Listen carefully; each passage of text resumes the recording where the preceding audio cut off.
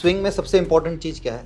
Finding stocks. आप right stock में right time पे एंट्री करोगे तो आपको काफ़ी बेनिफिट मिलेगा। स्विंग ट्रेडिंग ऐसी है जो आप स्केल कर सकते हो। It is a scalable thing. ऐसा नहीं है कि ऑप्शन में 4-5 लाख तक आपने लिमिट कर दिया। स्विंग ट्रेडिंग में आप ज़्यादा पैसा ला सकते हो अगर आपके पास सेटअप बहुत अच्छा है, रिवॉर्डिंग है, आपको पता है कि आपका स्टॉप लॉस क्या है, टारगेट क्या है। स्विंग ट्रेडिंग में सबसे इम्पॉर्टेंट होता ही है स्टॉक्स ढूंढना। तो क्या हम वहीं से शुरू करें कि स्टॉक्स ढूंढते ही कैसे हैं, फिर हम स्ट्रैटेजी पे आगे बढ़ेंगे? डेफिनेटली।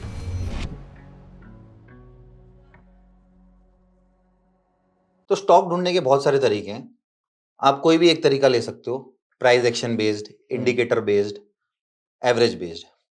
मेरा ये मानना है कि प्राइस एक्शन बेस्ड बेस्ट है। उससे भी अच्छा क्या है, एवरेज बेस्ड। जो आप स्टॉक अगर फाइंड आउट करते हो तो वो फेल होने के चांसेस बहुत कम रहते हैं और उसमें मूवमेंट भी बहुत बड़े आते हैं। तो उसी एवरेज बेस्ड सेटअप पे मैं आपको स्टॉक सिलेक्शन का एक तरीका बताता हूँ जहां पर आपको 5 मूविंग एवरेज लेने हैं। ओके। हमारा ये जो सेटअप है वो मूविंग एवरेज बेस्ड रहेगा, ईएमए बेस्ड रहेगा या एसएमए बेस्ड रहेगा, कोई भी चलेगा, ज़्यादा कोई फर्क नहीं है उसमें। तो आप 10, 20, 63, 150 और 200 मूविंग एवरेज आप ले लीजिए। जैसे आप मेरे स्क्रीन पे देख रहे होंगे, ये मैंने 5 ईएमए ले लिया है, 10, 21, 63, 200 और 150। ओके। तो ये जो सेटअप है, this is a convergence based setup. जब भी कोई भी बड़ा मूवमेंट स्टॉक में आने वाला हो तो वो स्टॉक का जो एवरेजेस है वो पहले कॉन्वर्ज करते हैं, वो एक साथ आते हैं। ओके। वो जब भी आएगा उसके बाद ही स्टॉक बड़े मूवमेंट लेगा, उसके पहले नहीं लेगा, ये रूल है। ओके। तो जब हमें पता है कि स्टॉक में बड़ा मूव आने से पहले वो कॉन्वर्ज करेगा, उसके मूविंग एवरेज कॉन्वर्ज करेंगे, तो वो एवरेज बेस्ड जो सेटअप है वो हम क्यों ना यूज करें और उससे ओके। हम स्विंग ट्रेडिंग क्यों ना करें, जिसमें हम्म। हमें बहुत कम स्टॉप लॉस देना पड़ेगा और बहुत बड़ा मूवमेंट हमें मिल सकता है उसके अंदर। तो आइए देखते हैं इसमें कैसे कर सकते हैं हम। तो हमने क्या किया है, हमने 10, 21, 63, 150 और 200 ईएमए को एक साथ लाया है। तो इसमें क्या होना चाहिए, कोई भी स्टॉक इन 5 मूविंग एवरेज के ऊपर जाना चाहिए। ऊपर जाने के बाद वो एक बार फिर से गिरना चाहिए। ओके। ऊपर जाते ही हमें एंट्री नहीं करनी है, ऊपर जाने के बाद एक बार गिरने के बाद उसके ऊपर सस्टेन करना चाहिए। ओके। ठीक है। तो ये सेटअप का एग्जांपल से मैं आपको बताता हूँ, ऐसे समझ में नहीं आएगा आपको। तो हमारा स्टॉक सिलेक्शन का क्राइटेरिया ये होना चाहिए कि जब भी कोई स्टॉक के एवरेजेस, ये जो 5 एवरेजेस है, एक साथ अगर आएंगे और प्राइस जब इसके ऊपर आके वापस गिरेगा और गिरने के बाद वापस ऊपर आके सस्टेन करेगा, तब हम एंट्री करेंगे। सीधा ऊपर आने के बाद एंट्री नहीं करनी है। इसमें सबसे इंपॉर्टेंट चीज ये है कि कॉन्वर्जेंस बने। यहां पर देखिए 23 अगस्त के बाद कॉन्वर्जेंस बना है, ऊपर गया है, उसके बाद नीचे आके ये वापस सस्टेन किया है ऊपर की तरफ। करेक्ट। सस्टेन कब किया है? जनवरी में। 1 जनवरी का आप कैंडल देखोगे। मैं थोड़ा सा इसको जूम इन कर देता हूँ। यहाँ पर जितने भी एवरेजेस है सब एक साथ आ गए, आप देख रहे हैं यहाँ पर। उससे पहले यहाँ पर आए थे सब एवरेजेस नवंबर में, अगस्त में। यहाँ से ये ऊपर गया, नीचे आया, वापस ऊपर आया, नीचे आके यहाँ पर सस्टेन कर रहा है। अब जब यहाँ पर सस्टेन कर रहा है तो हम यहाँ पर तुरंत एंट्री नहीं करेंगे, हम एंट्री करेंगे 20 मूविंग एवरेज के पास या 200 मूविंग एवरेज के पास। सबसे बेस्ट एंट्री 200 मूविंग एवरेज के पास है। अगर वहां नहीं मिलता है तो 20 पे आप एंट्री कर सकते हो। और ये आप देखोगे कि ये जब तक हमारा 200 ईएमए के नीचे क्लोज नहीं होता, हम लोग इसे राइड कर सकते हैं। ये कहाँ तक गया है? 735 से लेके 1090, मतलब 1100 रुपये, करीबन 400 रुपये का मूवमेंट आया है। बट सर बीच में कहीं ना कहीं हमारा स्टॉप लॉस तो कट गया ही नहीं, होगा। कहीं नहीं गया ना। मैंने आपको बोला कि 200 ईएमए के नीचे जब तक क्लोज नहीं होता, ओके, तब और तक हम ट्रेल करते रहेंगे। हम ट्रेल करते रहेंगे और क्लोजिंग टू क्लोज बेसिस पे, सिंगल क्लोजिंग नहीं देखेंगे। 2 दिन कंसेक्यूटिव अगर क्लोज होता है तो हमारा स्टॉप लॉस जाएगा। ज्यादातर क्या होता है कि स्टॉप लॉस हंटिंग हो जाती है जहां पर एक क्लोजिंग करके नेक्स्ट डे वापस इमीडिएटली ऊपर आ जाता है। तो जब तक 2 कॉन्सिक्यूटिव क्लोजिंग हमें नहीं मिलती, हम उसे राइड करेंगे। और अगर आपको ऐसा लगता है कि मेरा स्टॉप लॉस चला जाएगा या मेरा जो गेन्स है वो चला जाएगा, तो अगर आपको समझो 15 से 20% अगर आपको मिल रहा है तो 50% आप वहां बुक कर सकते हो, यहाँ पे बुक कर सकते हो, यहाँ पे बुक कर सकते हो, या यहाँ पे कर सकते हो। जब ये ग्रीन वाली लाइन है 63 EMA के पास आ जाती है, यहाँ पर आप बुक करो, फिर वापस इसको राइड करो। करेक्ट।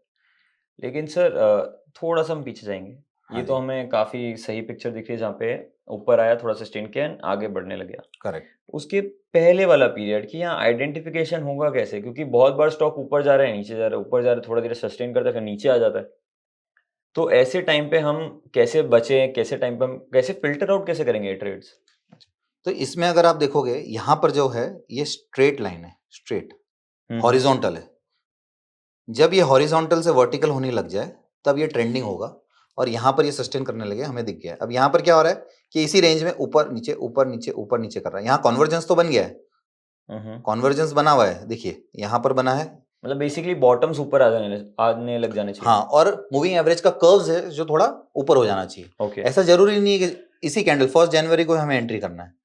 हमें एंट्री करनी है जब ये हमें वर्टिकली दिखने लगे और ये कोई भी मूविंग एवरेज के ऊपर सस्टेन करने लगे, जैसे 20 EMA 10 EMA कहीं भी सस्टेन कर रहा है, हम यहाँ पर एंट्री कर सकते हो। ये हमारा स्टेशन है।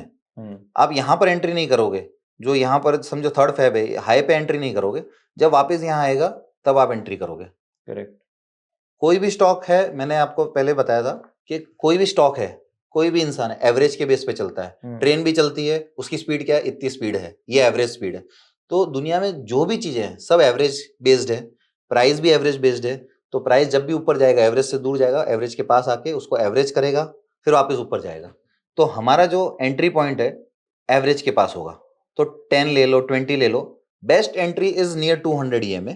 बेस्ट एंट्री अगर वो नहीं मिलती है तो जो EMA के पास बार बार आके वो सस्टेन कर रहा है, जैसे अब यहाँ पर है 7 अप्रैल को ये 63 EMA के पास सस्टेन कर रहा है, तो जब जब स्टॉक 63 EMA के पास आए आप एंट्री कर लो, या दूर गया एग्जिट कर लो, वापस एंट्री कर लो, एग्जिट कर लो। आपका स्टॉप लॉस 200 EMA के नीचे होगा 2 क्लोजिंग बेसिस पे। ओके। और ये डेली टाइम फ्रेम पे अगर बनता है तो ये काफी टाइम ऐसा देखा गया, सालों साल चलता है। मतलब एशियन पेंट्स एक बार बना था जो मोर देन 4-5 ईयर्स चला।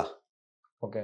बजाज का आप देख लो, आज ऑलमोस्ट 1 साल हो गया इसको बने हुए, ऑलमोस्ट। आज हम नवंबर में बैठे हैं, ये जनवरी में बना था या लास्ट नवंबर में बना था, मान लो दिसंबर में। ये अभी तक चल रहा है, स्टॉप लॉस आपका हिट नहीं हुआ है। Correct. So this is very good for swing trading, very good for positional trading. जैसे AB कैपिटल है, AB कैपिटल ने ऑफ लेटली बहुत अच्छा मूवमेंट दिया है अगर आप देखोगे। करेक्ट। ये तो उसका रीजन क्या है कि उसमें भी कॉन्वर्जेंस बना है। ये तो बहुत ही सर काफी कमाल की रैली चल रही है इसमें। काफी कमाल की रैली। पुराना भी बताता हूँ, अभी नया वापस से बना है वो भी बताता हूँ स्विंग ट्रेडर्स के लिए। यहाँ पर देखिए, यहाँ पर ये बना है, ये ऊपर सस्टेन हुआ। कभी भी चार्ट देखने का जो तरीका है ना, एकदम छोटा करके देखना है आपको, तो आपको इसमें क्लियर पिक्चर आएगी। और स्विंग ट्रेडिंग में हम हमेशा डेली टाइम फ्रेम पे काम करते हैं। मंथली होगा तो सबसे बेस्ट है, मंथली के बाद वीकली, वीकली के बाद डेली। स्विंग ट्रेडिंग हमें 4-5 दिन 10 दिन के लिए चाहिए, तो daily is one of the good option. अगर आपको पोजिशनल ज़्यादा टाइम के लिए रखना है, महीने 2 महीने के लिए, तो मंथली चार्ट हमें देखना ही पड़ेगा। और मंथली में अगर ये कॉन्वर्जेंस बना तो सालों साल, मतलब it will run for more than 4-5 years. अगर मंथली में बना तो वो मल्टी बैगर आप बोलते हैं, हमें बोलते हैं, तो मल्टी बैगर ऐसे मिलेगा आपको। अब यहाँ पर 5 Feb 2024 को बना, गिरने के बाद ऊपर सस्टेन हुआ, फिर ये यहाँ तक रैली गई। ओके, फिर ये यहाँ पर मार्केट गिरा, हमारा यहाँ तक गया, हम यहाँ पर 50% बुक कर सकते हैं। यहाँ पर हमारा स्टॉप लॉस अगर हिट होता है, यहाँ पर नहीं, यहाँ हिट हो रहा है 200 SMA, तब हम एग्जिट कर जाएंगे 100%। अब ये देखिए, ये कॉन्वर्जेंस यहाँ पे एग्जैक्टली कॉन्वर्जेंस वो होता है, एग्जैक्टली आपको हर बार नहीं मिलेगा, पर जब भी कोई मूविंग एवरेज एकदम पास आ जाएगी, देखिए यहाँ पर एकदम पास आ गई सब moving average. So this is also called convergence. नीचे जाके ऊपर गया, ऊपर जाके सस्टेन होके फिर ये ऊपर ही ऊपर गया, ऊपर ही ऊपर गया। हाँ सर, मतलब सर कई बार ऐसा कॉन्वर्जेंस भी बन सकता है जहाँ पर कॉन्वर्जेंस साथ में नहीं हुआ है लेकिन बहुत पास पास में से लाइंस गई हैं। करेक्ट। तो ऐसे इससे भी कॉन्वर्जेंस ही कहा जाएगा जहां पर मूविंग एवरेज अपने आसपास है, बहुत पास है, एकदम पास है।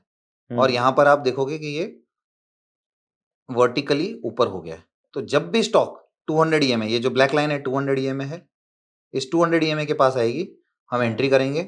एंट्री के बाद जब तक इसके नीचे क्लोज नहीं होती, हम इसे राइड करते जाएंगे। और इसमें आप देख रहे हो, लाइव एग्जाम्पल है ये रैली करता है और इतना ज्यादा करता है, आप प्रॉफिट लेते लेते थक जाओगे, पर ये प्रॉफिट देते देते थकेगा नहीं। सही बात है। पर ऐसे कॉन्वर्जेंस जो है सभी स्टॉक में हर बार नहीं बनते या बहुत टाइम से बनते हैं। तो स्विंग ट्रेडर्स को क्या चाहिए, रोज हमें मिले या एवरी वीकली हमें ऐसे स्टॉक्स मिले जिसमें हम स्विंग ट्रेडिंग कर सके। तो ऐसे बहुत सारे सेटअप्स हैं, जिसमें से 2 सेटअप मैंने आपके अपसर्ज में दिए हैं जो आपने अपलोड किए हैं, और ये स्केलेबल है, ऐसा नहीं है कि आप छोटा कैपिटल, आप स्केल कर सकते हो इसमें। आपके पास समझो कि 1 करोड़ की कैपिटल है, so you can bring 50 lakh 60 lakhs, 50% से भी कर सकते हो, बाकी का 50% आप इन्वेस्ट कर लो।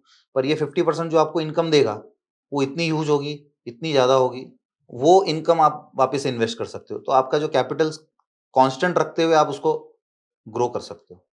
करेक्ट। एंड अगर किसी को ये सेम कोर्स के बारे में इन डेप्थ और जानना है तो उसका लिंक हमने डिस्क्रिप्शन में दिया है, वहाँ जाके बस कोर्स का कंटेंट देखिए। अगर आपको अच्छा लग रहा है तो ही उस पे एनरोल कीजिएगा। अगर आप स्विंग ट्रेडर नहीं है तो आप रहने दे सकते हैं, आपको जाने की कोई ज़रूरत नहीं है। आप ये वीडियो आगे कंटिन्यू कर सकते हैं। अच्छा, ये अभी हमने डेली टाइम फ्रेम पे देखा। करेक्ट। अब काफी सारे अपने रिटेलर्स की मांग रहती है कि हम मल्टी बैगर्स कैसे ढूंढे, मल्टी बैगर्स हमें कैसे मिले जो हम आज ले और हमारे 5 साल बाद 10 साल बाद वो 10 टाइम्स 100 टाइम्स लो। तो ये तरीका है, आप कन्वर्जेंस लो, मंथली टाइम फ्रेम पे ऐसे स्टॉक्स ढूंढो कैश में। ये मैं आपको फ्यूचर्स के बता रहा हूँ, पर कैश के स्टॉक से आज आप लोगे, 5-7 साल 10 साल के लिए आप रखना चाहते हो, तो ऐसे स्टॉक ढूंढो जो वीकली या मंथली टाइम फ्रेम पे कन्वर्जेंस कर रहे हो। और अगर आपको ऐसा स्टॉक मिल गया तो वो स्टॉक आपको इतना बड़ा मल्टी बैगर देगा, इतना बड़ा मल्टी बैगर देगा कि आप प्रॉफिट लेते लेते थक जाओगे, आपको एक्सपेक्टेशन से भी ज्यादा आपको प्रॉफिट देगा। तो जितने भी बड़े इंस्टीट्यूशंस हैं वो इस मेथड का काफी यूज करते हैं, जहां पर उन्हें ये दिखता है कि इस स्टॉक्स के अंदर कन्वर्जेंस हुआ है, उस स्टॉक के अंदर वो काफी अच्छी एंट्री करते हैं, काफी बड़ा पैसा डालते हैं। एंड सर आपने स्कैनर की बात कही थी, तो वरना हमारी ऑडियंस बाद में लिखती है स्कैनर नहीं दिया, स्कैनर नहीं दिया। तो हम स्कैनर का लिंक हम डिस्क्रिप्शन में दे देंगे, आप डेफिनेटली, हमारे साथ शेयर कर दीजिएगा। ठीक है, डेफिनेटली मैं उसका स्कैनर बना के आपको दे दूंगा, आप आपके ऑडियंस को दे सकते हैं। देखिए इसमें कैसा है कि स्टॉक सिलेक्शन के सेटअप बहुत है। मैंने आपको पहले जैसे कहा कि कोई भी एक सेटअप को आप मास्टरी कर लोगे या उस सेटअप पे प्रैक्टिस करोगे तो वो सेटअप आपको बहुत रिवॉर्ड करेगा। ऐसा नहीं है कि आपने एक सेटअप पे काम किया, हफ्ता भर वो काम नहीं किया, फिर आप दूसरे पे जंप करो, तीसरे पे जंप करो, ऐसे काम नहीं होता है। ऐसे आप ट्रेडर नहीं बन सकते, ऐसे आप प्रॉफिटेबल नहीं बन सकते। अब जैसे ये वाला स्कैनर है, ये स्कैनर से जो स्टॉक्स आएंगे आपको वापस से इसमें मंथली 2-3 स्टॉक आएंगे, 4 स्टॉक आएंगे, उससे ज्यादा नहीं आएंगे। कॉन्वर्जेंस जो होता ओके। है सब में एवरी मंथ नहीं बनता है, मार्केट की कंडीशन के ऊपर भी बनता है। जब मार्केट गिरती है उसके बाद चढ़ती है तब बनता है, तो साल में ऐसा कितनी बार होता है, तो वैसे स्टॉक्स कम आएंगे। तो जो भी स्टॉक्स आपके सिलेक्ट करने का जो क्राइटेरिया है, आप आपसे खुद का जो आपका सेटअप है उसमें ये इसको थोड़ा ऐड कर दीजिए, इसको मॉडिफाई कर लीजिए और उस सेटअप पे प्रैक्टिस करो, तो आपको काफी अच्छा बेनिफिट होगा, काफी अच्छा प्रॉफिट होगा। बस मेरा आपसे यही कहना है कि कोई भी सेटअप आप लो, उस सेटअप पे टिके रहो, कम से कम 1 साल उसको टाइम दो, तो आपको वो रिजल्ट देगा। तो वो रिजल्ट देगा, फिर आपको सेटिस्फैक्शन मिलेगा, हाँ ये सेटअप काम कर रहा है और अब मैं सक्सेसफुल ट्रेडर, प्रॉफिटेबल ट्रेडर बन सकता हूँ।